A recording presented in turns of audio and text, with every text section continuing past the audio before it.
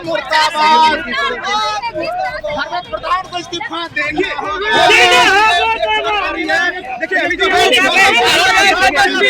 डाक बंगला से डिटेन कर लिया गया है। शिक्षा मंत्री धर्मेंद्र प्रधान की इस्तीफा की मांग को लेकर के जिस तरह से वो अड़े रहे और अंततः यह तानाशाही पर उतरी हुई सरकार को, हिटलरशाही पर उतरी हुई सरकार को झुककर धर्मेंद्र प्रधान का इस्तीफा स्वीकार करना पड़ा। यह लोकतंत्र की जीत है। यह देश लोकतंत्र का देश है।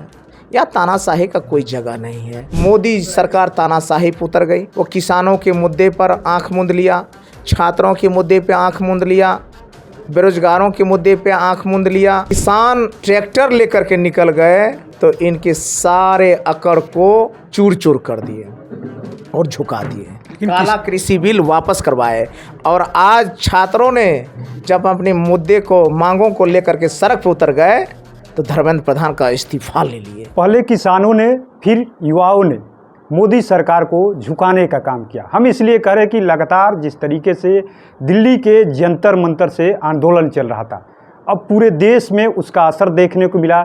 सरकार पीछे हट गई, धर्मेंद्र प्रधान का इस्तीफा ले लिया गया। कई छात्रों को, कई नेताओं को अभी भी जेल में बंद कर दिया गया है। हमारे साथ बात करने के लिए खुद आरजेडी के विधायक हैं गौतम कृष्णा जी, ये भी समर्थन करने के लिए पहुंचे हुए थे। इनको भी कई घंटों तक जो है कई थानों का चक्कर लगाना पड़ा, अंत में आपको छोड़ा गया। आप भी छात्रों के समर्थन में गए थे। जिस तरीके से किसानों का आंदोलन हुआ, उनको भी बताया गया खालिस्तानी है, देशद्रोही है, क्या क्या नहीं कहा गया, आप भी ने भी सुना होगा। लेकिन अंत में किसान बिल वापस हुआ। छात्रों को लेकर के भी कई तरह की बातें कही गई कि छात्र नहीं है, उपद्रवी है, लेकिन सरकार को तो झुकना पड़ा। आप मानते हैं कि सरकार देर कर दी छात्रों को लेकर के? सबसे पहले आपके चैनल के माध्यम से लाखों और करोड़ों छात्रों को बधाई देते हैं। उन लोगों ने जिस तरह से अपने अधिकारों को लेकर के लगातार संघर्ष किया, पेपर लीक के असली गुनहगार शिक्षा मंत्री धर्मेंद्र प्रधान की इस्तीफा की मांग को लेकर के जिस तरह से वो अड़े रहे और अंततः यह तानाशाही पर उतरी हुई सरकार को, हिटलरशाही पर उतरी हुई सरकार को झुककर धर्मेंद्र प्रधान का इस्तीफा स्वीकार करना पड़ा। यह लोकतंत्र की जीत है। ये बच्चों की भविष्य निर्माण से जुड़ी हुई जीत है और आगे आने वाले समय में बड़ी सीख है। आपने ठीक कहा, यह देश लोकतंत्र का देश है। यह तानाशाही का कोई जगह नहीं है। और इस बीच में मोदी सरकार तानाशाही पर उतर गई। वो किसानों के मुद्दे पर आंख मूंद लिया, छात्रों के मुद्दे पे आंख मूंद लिया, बेरोजगारों के मुद्दे पे आंख मूंद लिया। तो आंख मूंद करके तानाशाही कर रही इस सरकार को जब किसान ट्रैक्टर लेकर के निकल गए तो इनके सारे अकड़ को चूर चूर कर दिए और झुका दिए। काला कृषि बिल वापस करवाए और आज छात्रों ने जब अपने मुद्दे को, मांगों को लेकर के सड़क पर उतर गए तो धर्मेंद्र प्रधान का इस्तीफा ले लिए। तो मैं बधाई देता हूं। और जहां तक आपका सवाल है, मैं इस आंदोलन का हिस्सा रहा क्योंकि मैं भी एक छात्र था, मैं भी पढ़ लिख करके आया हूं। तो मैं नैतिकता के आधार पर कैसे समर्थन नहीं करूं। सदन में था तो आप देखे होंगे, सदन में, सदन के बाहर किया, और जब कल सदन समाप्त हुए तो आज कल रोड पे प्रदर्शन किया। डाक बंगला चौराहा पे जब मैं प्रदर्शन कर रहा था, धर्मेंद्र प्रधान की इस्तीफा की मांग कर रहा था। बीजेपी सरकार द्वारा, तानाशाही पर उतरी हुई सरकार द्वारा छात्रों पर जब गोलियां चली है, कई छात्र घायल हुए, फर्जी मुकदमे दर्ज हुए, उनको लेकर के जब प्रदर्शन कर रहा था तो मुझे भी ज़बरदस्ती पकड़ करके गिरफ्तार किया और फिर वहाँ से लेकर के कोतवाली थाना ले गया। महागठबंधन के भी कई नेताओं को, विधायकों को भी जेल के अंदर भेज दिया गया आंदोलन के पहले, कई छात्रों को पहले और आंदोलन के समय भी। अब उसकी लड़ाई कौन लड़ेगा? आप लोग लड़िएगा अब लड़ाई? आंदोलन, सरकार तो आंदोलन अपने आप नेतृत्व पैदा करती है। आपने देखा इस आंदोलन में छात्रों के मुद्दा को कोई पार्टी नहीं लड़ रहा था। छात्रों के मुद्दे को खुद छात्र लड़ रहे थे। हम लोगों का नैतिक समर्थन था, अगुवाई छात्रों की ही चल रही थी। छात्रों ने आंदोलन किया, छात्रों ने तय किए, सब कुछ किए। बस लोग जो क्योंकि हर घर में छात्र हैं, हर घर में प्रीत है, नीट के छात्र हर घर में मिल जाएंगे आपको, किसान हर घर में मिल जाएंगे। तो इसलिए यह मुद्दा जन व्यापक था, इसलिए व्यापक समर्थन मिला और सफलता हासिल की। पेपर लीक का छात्रों के अंदर एक गुस्सा था, उसका विस्फोट मानते हैं आप इसको कि बहुत दिनों से पेपर लीक को लेकर? नहीं, इसको मैं यही मानता हूँ, पाप का घड़ा भर गया था, उसको फूटना जरूरी था।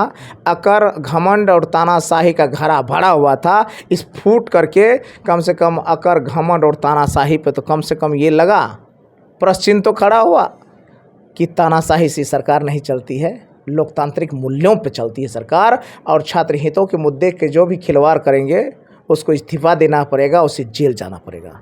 जिस तरीके से जब धर्मेंद्र प्रधान का इस्तीफे की बातें हुई उसके बाद से छात्रों में काफ़ी उत्साह भी दिया। उन्होंने कहा कि ऐसे ही अगर सिस्टम चलेगा तो अभी तो धर्मेंद्र का इस्तीफा हुआ, प्रधान का भी यानी नरेंद्र मोदी का भी इस्तीफा हम लोग लेंगे।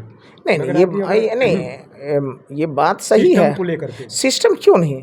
क्योंकि हर व्यक्ति सिस्टम से बंधे हुए हैं, संविधान से बंधे हुए हैं, लोकतांत्रिक मूल्यों से बंधे हुए हैं। तो आप बार बार गलती करेंगे, बार बार पेपर लीक होगा, एक आध बार बाय डिफ़ॉल्ट कोई वजह से हो गए तो अलग बात है, लेकिन बार बार होते रहेंगे, बच्चों की भविष्य के साथ खिलवाड़ होगा। तो धर्मेंद्र क्या, नरेंद्र भी उसमें कड़ी में जुड़ेंगे और नरेंद्र मोदी जी के भी इस्तीफे मांगे जाएंगे। यह कोई बड़ी बात थोड़ी है, ये तो उसका एक हिस्सा होगा, आंदोलन का एक हिस्सा होगा। जंतर मंतर से ही एक आवाज़ गूंजी है कि अब बिहार में भी आंदोलन की ज़रूरत है, सम्राट चौधरी की सरकार की तानाशाही के खिलाफ। लग रहा है आपको कि अब आंदोलन? देखिए, बिहार तो लोकतंत्र की जननी रही है, लोकतांत्रिक मूल्यों में हमेशा विश्वास कर रही है, लेकिन पिछले कुछ सालों से लोकतंत्र की आड़ में यहाँ की सरकारें भी तानाशाही या शब्दों की जाल में उलझा करके जनता का शोषण और दोहन करने का काम किया। पिछली जो सरकार थी, नीतीश कुमार जी की सरकार, वो भी शब्दों के जाल में, माया जाल में, शब्दों के माया जाल में, सुशासन के माया जाल पे, बहन बेटियों के माया जाल में फंसा करके काम करती है। लेकिन अभी तक, अब देखिए मैं गिना रहा हूँ, आप लोग खुद दरियाफ्त कीजिएगा। बेरोजगारी वही, पलायन रुका नहीं, भ्रष्टाचार चरम पर, बहन बेटियों की कोई सुरक्षा नहीं, अपराध चरम पर। तो फिर किस चीज़ को लेकर के 21 साल से शासन चला रहे थे? बस शब्दों का माया जाल चल रहा था। और अब उनको बदल करके चोर दरवाजे से आए हुए जो ये सरकार है, सम्राट चौधरी जी की सरकार, ये बेचारे हरिहर का गमछा को खोज रहे हैं, यादव को खोज रहे हैं, फर्जी इनकाउंटर कर रहे हैं, विकास के लिए पैसे नहीं है, हर विभाग का डेवलपमेंट रुका हुआ है, पैसे फंसे हुए हैं और ये इधर उधर की चीज़ों में लगे हुए हैं। तो इसलिए कहें कि जब आंदोलन वहाँ हुआ तो यहाँ आंदोलन कोई नई बात थोड़ी होगी, और जो भी आंदोलन होगा वो स्वागत योग्य होगा, क्योंकि लोकतंत्र बचाने में हर व्यक्ति को अपना सहयोग और समर्थन देना चाहिए। चलिए, तो आपने सुना किस तरीके से आरजेडी के विधायक हैं गौतम कृष्णा ने सीधे तौर पे कहा, लोकतंत्र की धरती है बिहार, आंदोलन होना चाहिए, अगर कोई सिस्टम में गड़बड़ी है तो उसके लिए आंदोलन जरूरी है। और जिस तरीके से धर्मेंद्र प्रधान के इस्तीफे को लेकर के छात्रों में उत्साह है, सिस्टम को जो खामियां है उसको लेकर के सीधे तौर पर कह रहे कि अभी तो प्रधान का बाकी, यानी अगर सिस्टम में ठीक नहीं किया गया समय रहते तो आने वाले समय में देश में एक बड़ा जन आंदोलन भी हो सकता है। देखना होगा, अभी तो शिक्षा मंत्री का इस्तीफा हुआ है, अब सिस्टम को लेकर के सरकार कितना गंभीर है आगे चल करके। NBC 24 के लिए पटना से कृपा शंकर।